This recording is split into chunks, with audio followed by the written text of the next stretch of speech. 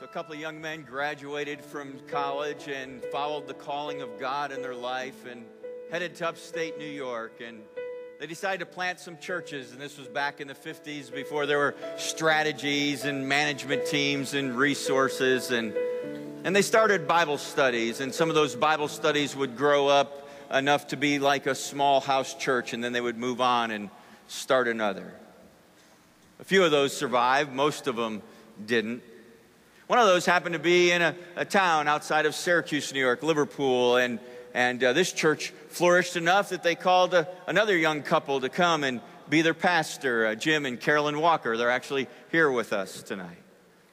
And they took that little church and bought a piece of ground and built a building, and the church grew some, and 100+ people would gather in that place.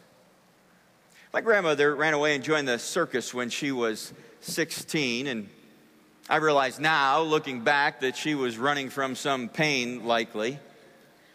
My grandmother was married 8 or 9 times. She didn't get divorced that many times.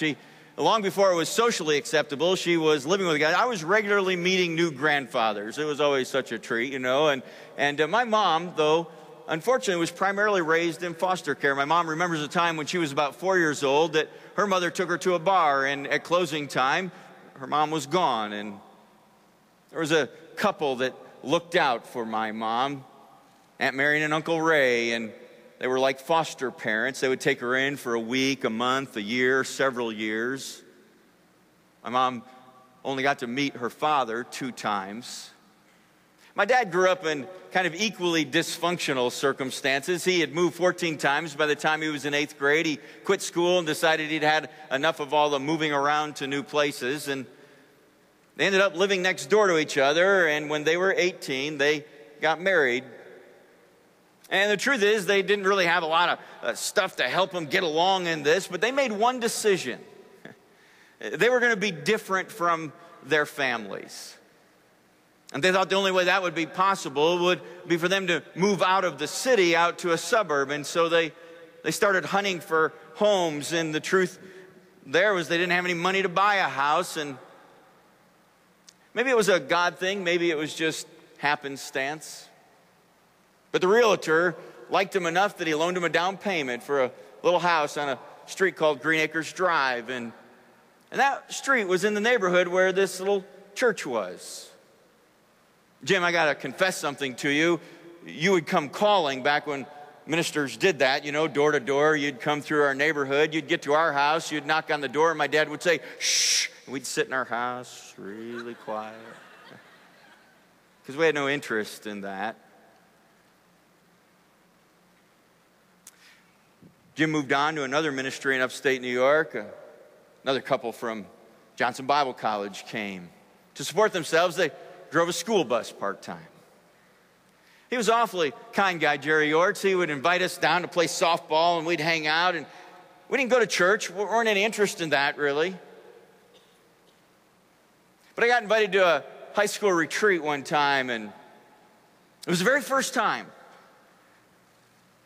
that I heard there was a God, and that this God loved me. I'm enough of a New Yorker, I guess, or just maybe skeptic, that I wasn't sure about this whole God thing, and I had to plow down through some stuff about that. But there was a day when I gave my life to Christ, the first one in our family, really for a couple generations, actually.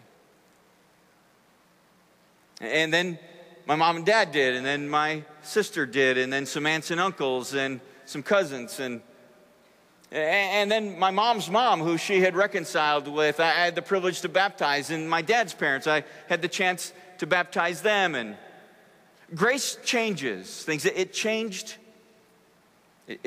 my life. We stood in a cemetery a few days before Christmas to bury my only other sibling, my sister Darcy, who was killed by a drunk driver. And I'm so grateful for grace. On the stone that marks her grave are these words, grieve not for me, nor let one small tear fall. For what you can only dream, I can see. And friend, that's worth it all. Grace changes. It changed me, it changed our family.